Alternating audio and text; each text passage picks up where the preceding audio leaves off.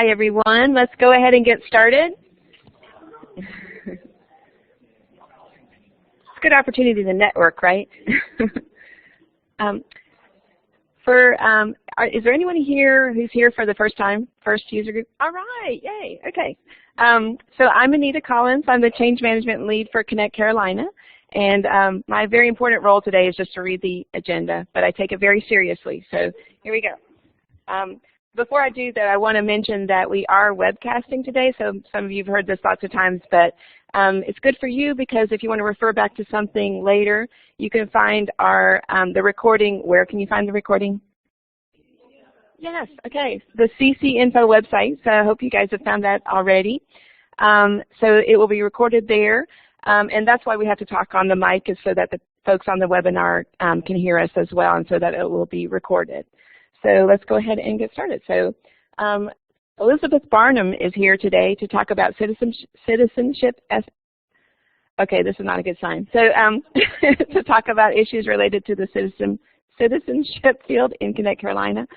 I should give up now because there are lots of acronyms in this agenda. Wendy Andrews is here from the Provost's office. She's talking with Megan Keefe about some department changes, reminders that that's coming up. Brian Simmet, the payroll director, is on the way. He's going to talk about encouraging employees to waive the right to the paper W-2. Corey Mims has 3 topics. She's always the star of our user group meetings. She's going to talk about EHRA, SHRA, the transition. And she's also going to talk about EHRA student reappointments. And she's going to talk about end of semester processing. So great. And then hopefully we'll have some time at the end for questions. But if we run out of time, we usually hang around for a few minutes after. So just come after and catch us for questions. Okay. So I'm going to turn it over to Elizabeth at this point.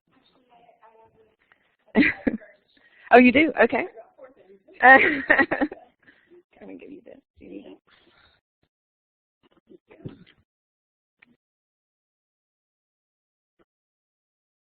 Good morning, everyone. I'm Corey Mims. I'm a business analyst in the Office of Human Resources. And before I turn it over to Elizabeth, I wanted to mention a few things about the citizenship field in the higher EPAR. We have heard feedback that is a required field, and we've heard feedback that departments don't often know what to select from the or in citizenship because they don't have the information. A couple of things. I would highly recommend requesting or sending out the invite for your selected candidate to complete Section 1 of the I-9. Section 1 of the I-9 does have citizenship information in it. So the sooner you do that, the sooner you can get the information about the citizenship. But we do understand that not all departments have that detail, and so we are looking to add a new value of unknown, so that can be selected if you do not know the citizenship status at the time of the hire. And we're continuing to explore other options as well with regard to that field. And I wanted to mention, for new hires and rehires, when you do get those bio demo pages, if the citizenship field already has a value in it, so if it's not blank, it's already got citizen or non-resident alien or permanent resident, please don't change it. If you feel that that value needs to be changed, leave it as is on the form and then reach out to ISSS for further information. And then if you have access to the citizenship page in Campus Solutions, this is the path. It's not part of the bio demo pages in your Find Existing PID, so I wanted to provide the path just in case you don't know what that is. And if you have any questions about that, don't ever hesitate to let me know. I'm going to turn it over to Elizabeth to talk about some more information. Thanks, Corey. Most of what I'm going to talk to you about today are sort of cautionary tales. And the reason I'm going through some of this stuff is that we've encountered a few things and where these issues have come up on the Citizenship Passport data panel. So as many of you know, biodemo data is shared by the student functionality, and many of our folks that will show up as employees later on have been students or they may have been here previously as a visiting scholar. They went away for 10 years. They had a PID, they got an ID, they went away, they came back, and the information may or may not be accurate that's in Connect Carolina because it's based on old data. And in some cases, it is accurate. And I want to talk a little bit about how some of that information feeds into some of the important functional things that we have to do in terms of fulfilling our obligations as a sponsor for F1 and J1 students and scholars, and other types of Homeland Security functions that we have and we have to comply with. So the first point, accuracy is essential. The second point, that the information feeds to the Citizenship Passport panel in PeopleSoft, and that incorrect data can have serious impacts on our ability to have different types of functionality that we use in order to track students and scholars as part of a Homeland Security function, and that inaccurate data, if we're not sending those reports, fines, penalties, loss of immigration status for an individual can occur. And these are lifelong consequences. So it's really, it may seem like a trivial thing to just sort of default to citizenship when you're doing an EPAR, but it could have pretty serious impacts in future. Also, my point being, just don't guess if you don't know. And as Corey pointed out, we are developing the ability to select unknown when you really don't know, and then the ability to go back and fill it in with accurate data later. So I went the wrong way, and that's the wrong way. How do I go back the other way? This way? Okay. So just so that you know, and this is just an FYI more than anything, but when we have to report to Department of Homeland Security, and I will point out that the piece of Homeland Security that handles international students and scholars, F1 and J1 individuals, is administered by the Immigration and Customs Enforcement branch of Department of Homeland Security. And those are the guys that take people out in handcuffs, right? So it's enforcement. And we're part of that in that whenever we have international students or scholars, we have the obligation to report on a timely basis things like every time they move from one place to another, anytime a student changes their major, and so on. There are a lot of different reporting functions. Now, we have set up Connect Carolina so that if a student goes into Connect Carolina and changes their address, we get an automatic alert when we run a compare process, which we do every single day, and those changes will pop up in the alerts, and one of our advisors will review that alert, check send to CVIS, and it'll go. Now, PeopleSoft only knows to keep somebody in the batch file process to send to CVIS if that citizenship panel, passport panel, has checked that it's a non-resident alien. As soon as it toggles up to permanent resident or citizen, the system does a comparison. Oh, no longer an F1 or a J1 student or scholar, we don't need to do the reporting, therefore. And that's, in fact, how we take them out of that loop.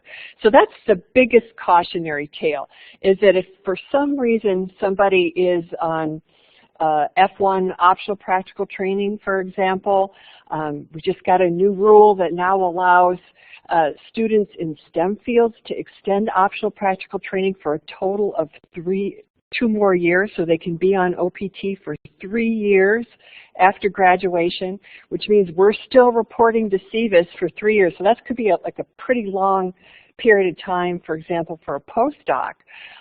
We still have to fulfill those reporting obligations to those folks. So that's why it's important that any subsequent action, if you see that there's an F1 student in there and you're pretty sure they're not an F1 student, they showed you a green card or something else, to let us know, because we need to review these documents and make sure that we have the most up-to-date and accurate information. So some of the accurate information is going to flow from you.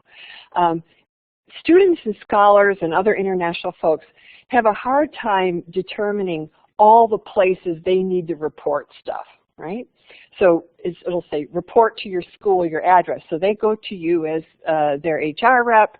They feel like they've reported their address, but they didn't report it to us in ISSS, so they're still not in compliance with their immigration status. Or they report to us, but they neglect to report to HR, and so on and so forth. So we're constantly looking at ways that we can communicate these things better. But generally, if you see something that doesn't look right, give Jean or me a call, and everybody knows Jean Hughes there, Jean? And we can take a look at it and see if there's anything that we need to do to adjust those. The other piece that is part of our workflow is that we put in different immigration statuses that we have to report to the government to besides students. For example, H-1B temporary workers are authorized for a particular job, a particular salary, a particular location, and if any of those elements change, we have to file an amended petition. So we're in the workflow under some of those job change things, just as an FYI. If the person for some reason is toggled out of their non-immigrant status, then we're not going to get that alert. And so it's important to know that that's just a piece of it. Just as, you know, so you're wondering why we get all excited about when there's a incorrect data element. That's kind of a second piece. The third one, ISSS does some data entry in the WinStar system, which is essentially a program to look at someone's substantial presence for tax purposes. And the only way we can know that someone might be needing to be entered in WinStar is if the correct citizenship status has been selected. And we communicate regularly with our colleagues in Payroll, like Mr. Brian Simmet, who's just arriving, regarding this issue. And it can be a big issue if Payroll thinks someone's a citizen or a permanent resident, and then later on we find that they might have been eligible for tax treaty benefits, or that the university should not have been withholding for Medicare or FICA or some other kind of thing that they have to do. And then there's a whole bunch of paperwork to correct the record. So that's just kind of an outline of why those things are important. And I think, as Corey mentioned, once we get the functionality to select unknown, there's going to be some pluses and minuses to that. And of course, as you know, it's all a work in progress. I will say, if you're ever encountering some kind of immigration documents that you don't know how to interpret, and there are a lot of them, change all the time, and you just need us to take a look at something, we're happy to do that as well. Are there questions? Good. Okay. I guess we're done a little early, but thank you.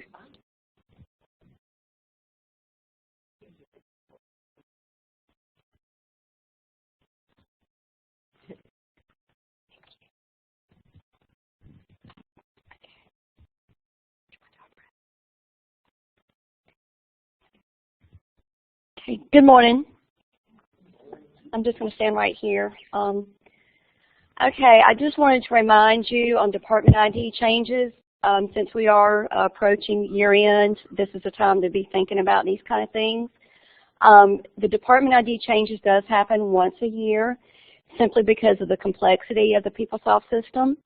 And I just wanted to remind you that this involves if you have a department name change, or if you want to create a new department, as long as it fits in the definition of a department. And also, reorganizational change involves if you are switching within levels within your own MOU or your organization, or if you are switching a department from one MOU to another MOU, which also would involve a new department, inactivation of a department, so forth. Going forward for this fiscal year, we're going to make a small change. For changes that are effective 7/1 will involve a name change, a new department, and reorganizational changes. And we will be sending out a memo either this afternoon, tomorrow at the latest, for you. We'll be sending out to the MOU leads and to the HR officer, so we encourage you to work together to complete the form, to send it in, and the due date will be April the 8th. It is a little bit soon, simply because we have a lot of testing to do, and we want to get this information into the system. What is new is that last year we had several departments that requested to be inactivated. We were unable to inactivate them, but simply because there was activity in those departments.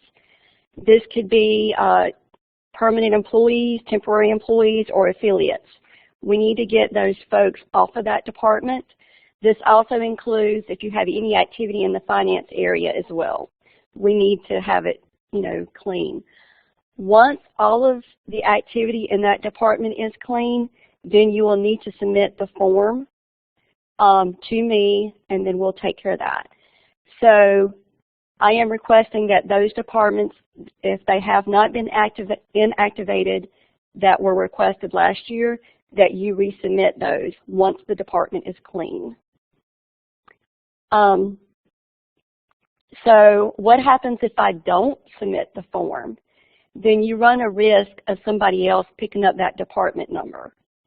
There's also risk of inaccurate reporting. So I encourage you, if you are no longer using that department number, then you want to go ahead and submit the form to get that department inactivated. Questions?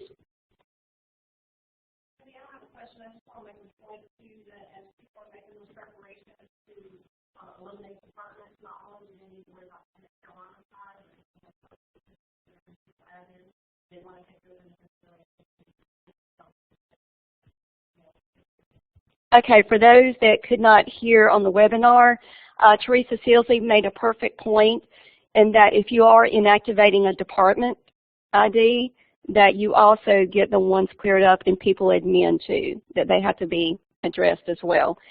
And I will also be sending a checklist for inactivation departments, so you can go down the list to make sure you've taken care of everything you need to. Okay.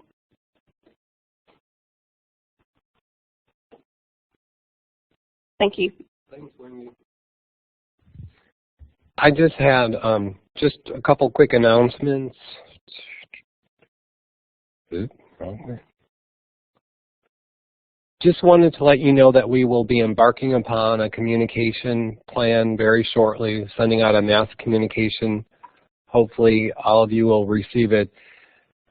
As part of a green initiative, we want to encourage all employees to go into self-service and consent to sort of waive their opportunity to get a paper W-2 and just deal with the online W-2s that are now available. So according to IRS regulations, we actually have to get the employee's consent not to produce a paper W-2. So when that communication goes out, if you all would help us get the word out and ask employees to go in and waive the right to a paper W-2 so we don't have to be printing so many paper W-2s, and you hopefully won't have to distribute as many paper W-2s. So we're trying to market it as a green initiative.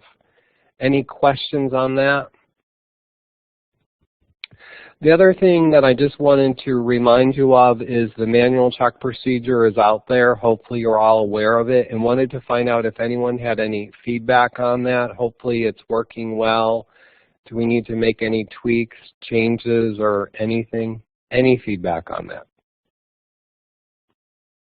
Corey. I just want to remind the group that if you have a manual check form that needs to be submitted, that it has to be signed by the HR officer for your division, not by the HR representative.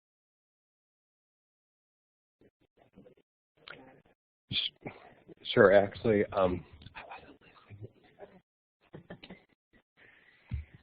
So the manual check form needs to be signed by the HR officer for the division and versus the HR representative. And I know the HR officer list is on our website, on the OHR website, if you need to look at who your HR officer is for your division. Thank you, Corey.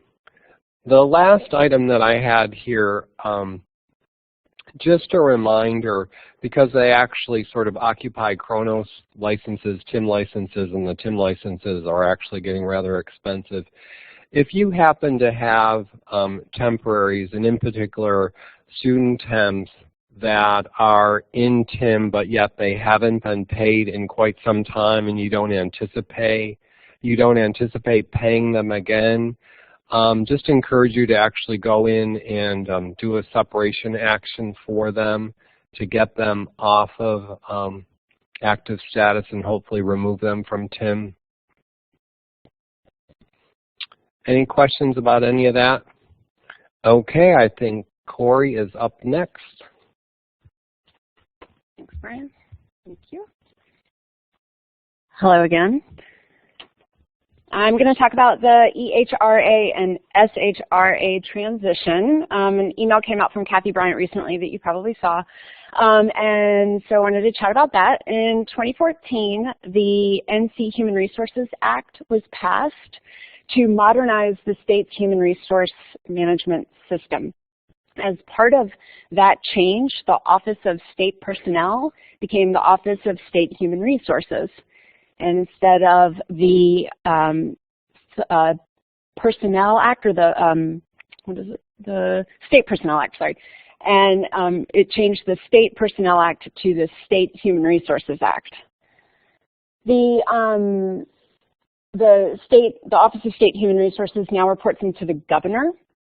And so because of this change, we are needing to change our terminology that is in our systems, in our policies, and in our forms. So you may have already seen that. I know People Admin has put in those changes to change SPA to SHRA and EPA to EHRA.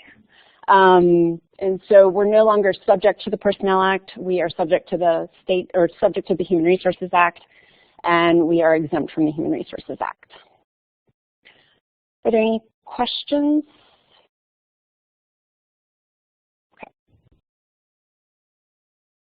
So I want to talk about EHRA student reappointments. It does not roll off the tongue. So we've noticed some inconsistencies on the action reasons that are selected when an EHRA student is reappointed. So I wanted to talk through the various action reasons and when you should select them. If you're extending an appointment for a semester or longer, please use the action of job change and the reason of reappointment. I know that currently if you change the expected end date on a job change EPAR, that the action defaults to data change. We're looking into changing that. So just because the action reason defaults doesn't necessarily mean it's the right action reason. We do the best to pick what might make the most sense, but it's not always the best reason. So if you're extending an appointment longer than a semester or longer, please use job change reappointment. When you're returning an EHRA student from a short work break, you'll use return from work break EPA reappointment, which will soon be changed to EHRA reappointment. But I think the system still says EPA reappointment right now. And then if you need to extend the expected end date by a day or two or a short period of time, then you can use data change, expected end date change. But really, if it's for a semester or longer, it should be the job change reappointment. With regard to work break, when you return an EHRA student from a work break, please make sure that you're selecting return from work break EPA reappointment. If this is not selected, then their payroll status stays inactive and they will not get paid. Even though their expected end date changes and your intent is to reappoint them, if they're not returned from a work break, again, their payroll status is inactive, they won't get paid for that month.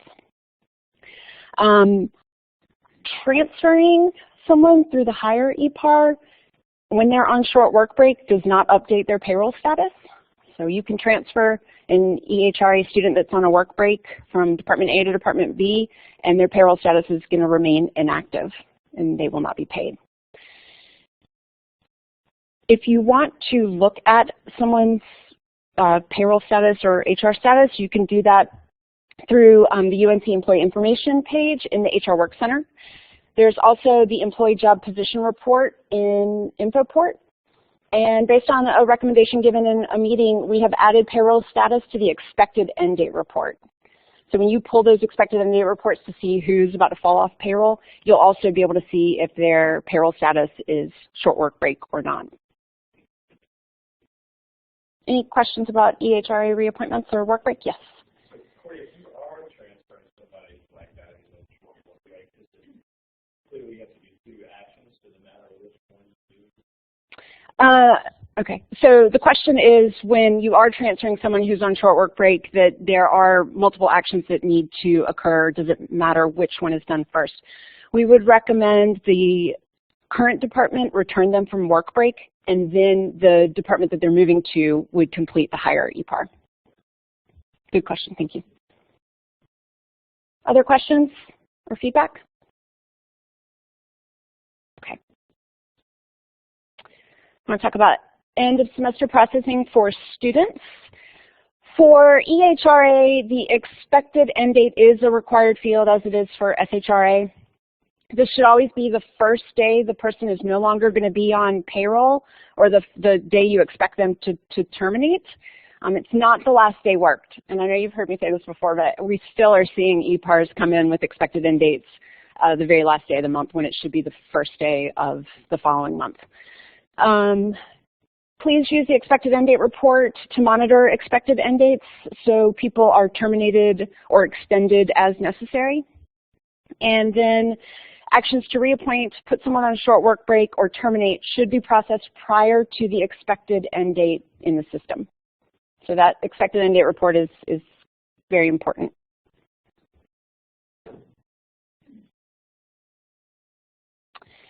Expected job end date and pay. So expected job end date for EHRA students does not stop their pay.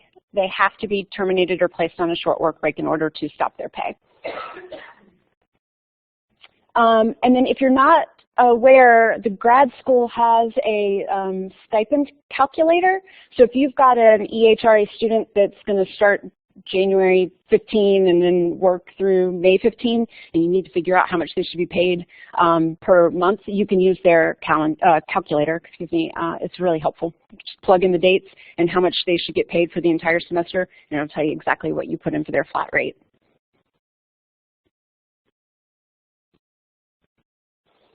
Again, the expected end date should be the first day the student will be terminated or placed on the short work break, not the last day worked.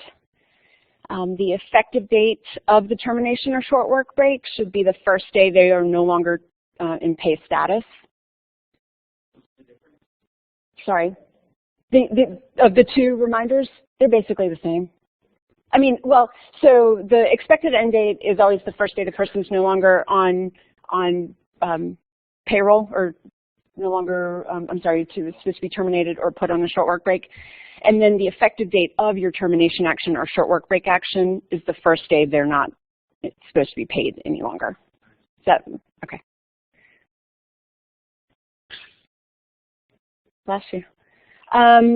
When you place a student on short work break, you also want to make sure you're extending their end date at least out a semester or however long you expect them to be on short work break. If you don't do that step, you're not going to be able to return them from work break when you need to. So always make sure you push the expected end date out by a semester. School division is responsible for entering terminations or short work break actions on EHRA students. I know that the BAs did that on the behalf of divisions last year, but this year departments are responsible for those terminations or short work break actions.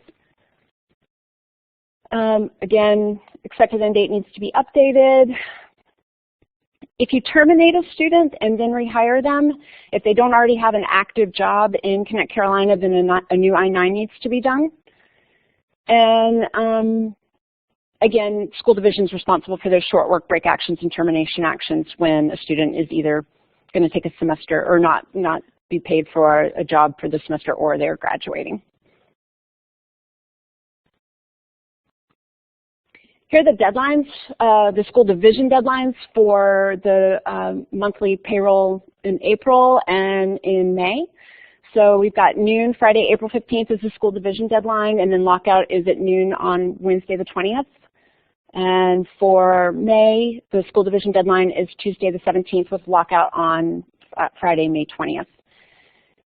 So make sure that if you have individuals that need to be placed on a short work break or terminated and not paid for the full month, that you get those in prior to lockout. Yes? He's gone. Brian's gone.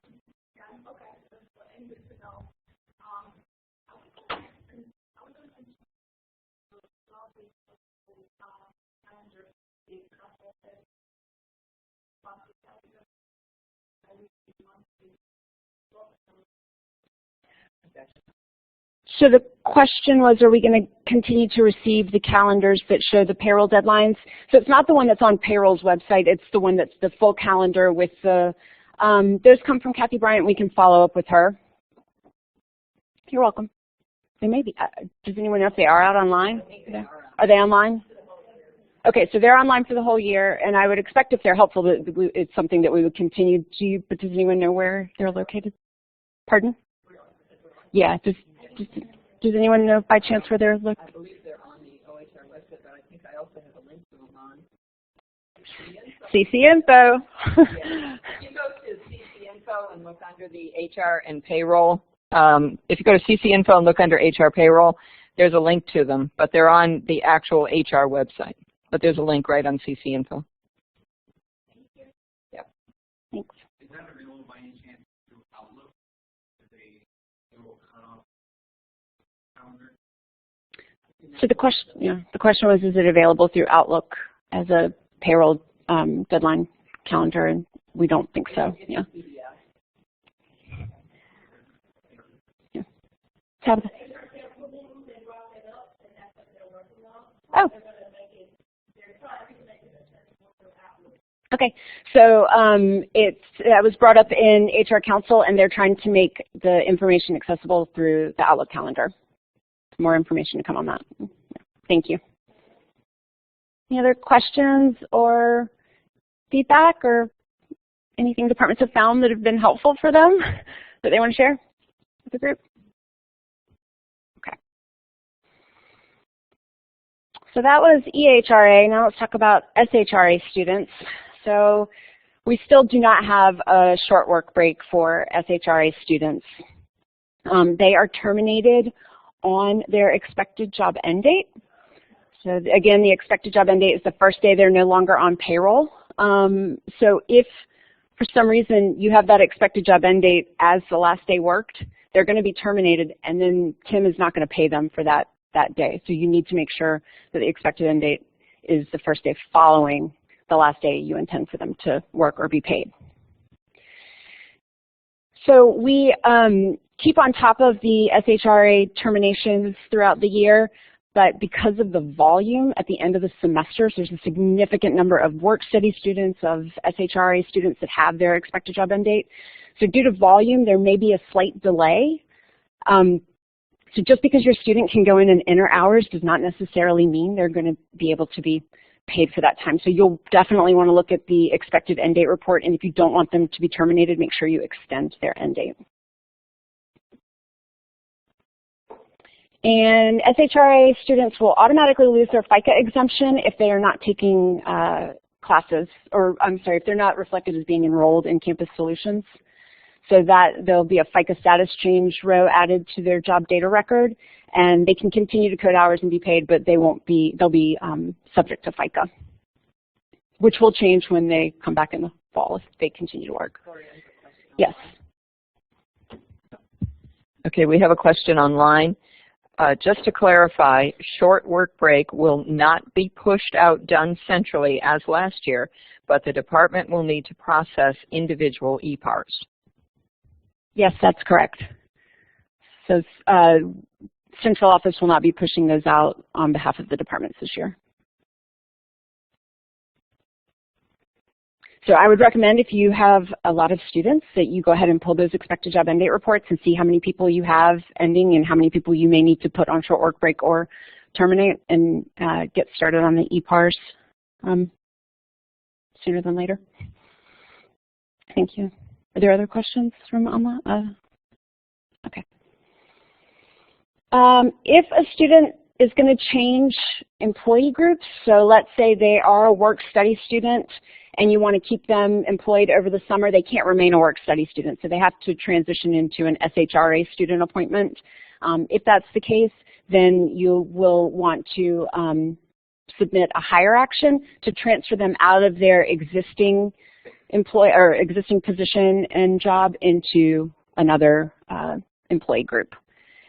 And the reason it doesn't work by just changing the positions is it doesn't update the employee group and it doesn't update the pay group in job data, and that can cause issues. So that's why we advise that these be handled through a hire transfer action.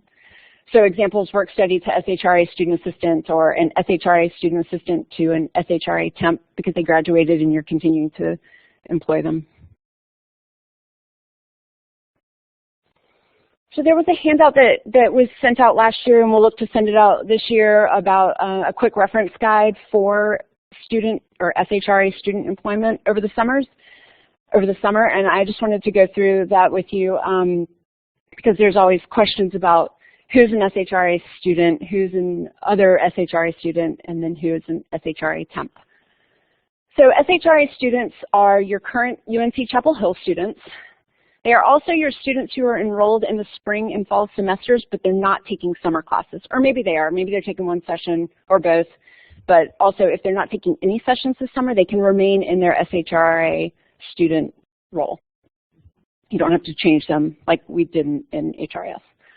Also, a work-study student that's continuing to work over the summer, again, because work-study doesn't have student employment, they would need to be transferred into an SHRA student assistant job. Background checks aren't required. An I-9 is required if you're hiring somebody that's not already in the system. And then the posting or waiver in people admin is not required, and the minimum salary is $725. An other SHRA student assistant is a student that's enrolled at another university or they're in high school, or a UNC student that's enrolled in the spring, but they're transferring to another university in the fall. So they would have to be transferred through the hire form into an other SHRA student assistant position. Background checks required, I-9 is required. A posting waiver in people admin is also required, and the minimum salary is still $725. And lastly, SHRA regular or temp. These are your graduating students, so they're graduating in May, but you want to keep them employed over the summer or for longer. You would need to transfer them into an SHRA temporary position. Or someone who's a pre-UNC student, so they've graduated from high school and they're going to attend Carolina in the fall. They have to be hired as a temp for the summertime. Then they can be transferred into a student job once they get here. Or if they're in between undergrad and grad. Background check, I-9, posting or waiver are required, and the minimum salary is $10.61 an hour.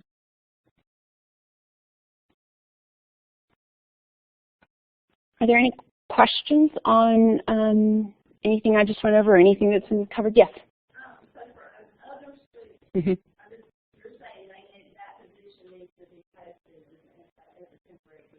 Correct. It needs to be posted in people admin, or a waiver needs to be submitted if there's a waiver reason that would apply to that individual. Yes. They don't, for whatever purposes, they don't fall under the umbrella of employee groups that don't require postings.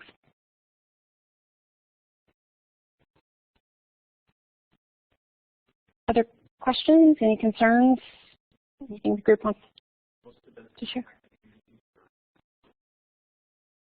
So for questions, that's a good question.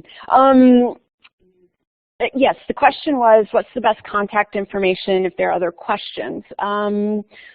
For SHRA temp questions, they should go to the Office of Human Resources. They can be directed. We have an individual that is an HR consultant that works with temporary postings in people admin. Right now, there's no one group that handles. Oh, Teresa, yes, you want to save me for answering those questions?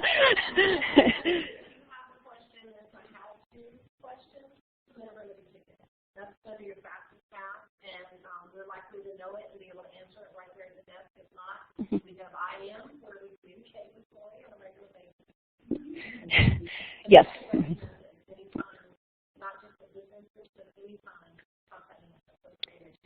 So Teresa said that if it's a how-to question, the best thing to do is to submit a help ticket, and that goes for student temp questions or any questions for that matter. And yes. Okay, so submit a remedy ticket, and the help desk or one of the VAs will get information for you. Thanks. Okay, we have a question online. So an incoming UNC freshman, oops, wrong term. What do we call them, first years, right? Can only be employed as an SHRA temp, not an SHRA student assistant during the summer. Yes, that's correct. Because they're currently, they're enrolled, but they're not currently our student. They've not started to take courses at UNC, so they are considered, they would have to be considered an SHRA temp, yes. Yes. Then we could look at them differently if they're taking summer school classes. Yeah, then we could look at them as a, either, depending on where, an other student assistant or an SHRA student assistant.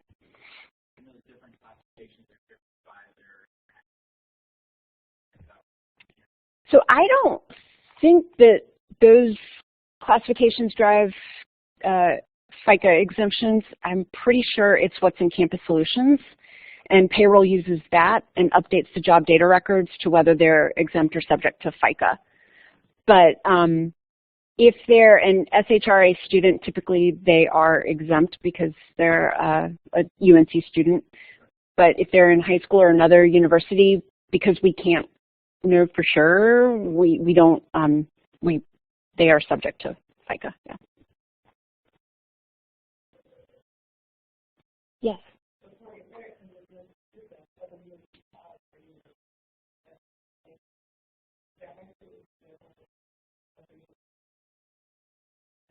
So if they're in high school and they've graduated and they're going to another UNC systems school, but they're not enrolled in classes over the summer, they'd be considered a temp. But as soon as they start taking classes, you can transfer them. But for that break over the summer, they would be considered a temp. But again, if they're a UNC student or an other student assistant who's enrolled in the spring and enrolled in the fall but not taking summer classes, they would remain an SHRA student or an other SHRA student. You wouldn't have to transfer them to a temp role.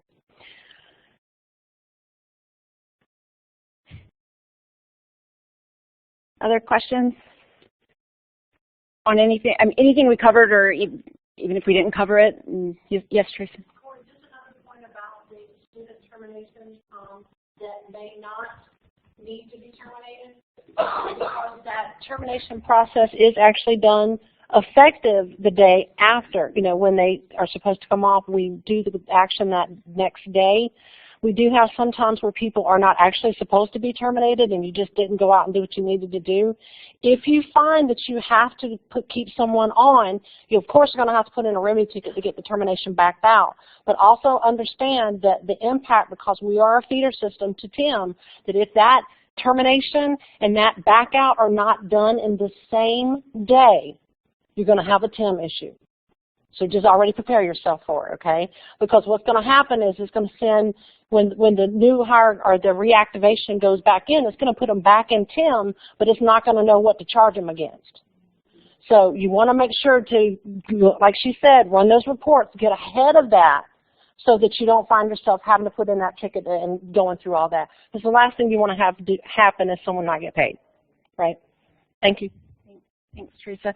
And that reminds me, just to repeat part of what Teresa said, if you do have someone, a student or a temp that's termed based on their expected job end date, but they are to continue, please do submit a remedy ticket to have us back out that termination versus doing a rehire effective the same day. It throws off reporting, it throws off compliance and benefit-related stuff. So if you could let us know, we can easily back that out and then you can extend the end date. Yes? And this is Elizabeth Barnum. I just have a comment. If you have a student worker who's graduating, at the end of the semester, they're no longer eligible for on-campus employment. So if they're going to continue, they need to have optional practical training and be working in their field of study. Just so you know, when that end of the semester ends, they can't continue to work.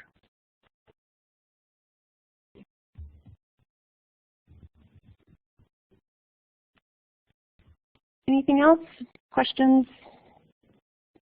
Even if it was a topic we didn't cover? Yes? Sometimes about, I guess, between HR and accounting about stipends for students. And, you know, we've heard that undergrads can receive a participant stipend, but graduates can't, and then that can be used. So actually paying somebody through the accounting system versus the HR system. Do you have any kind of information on when that can be done and what the regulations and policies are on that? So the question is around stipends and when they need to be paid through Connect Carolina versus when they can be paid through the accounting system.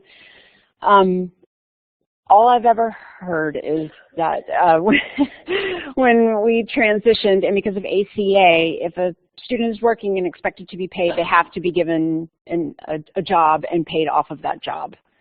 So that's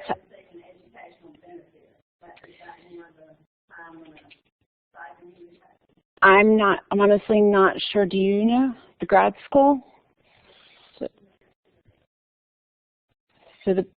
I would recommend to get clarification, yeah, to contact the grad school. Yeah, thanks.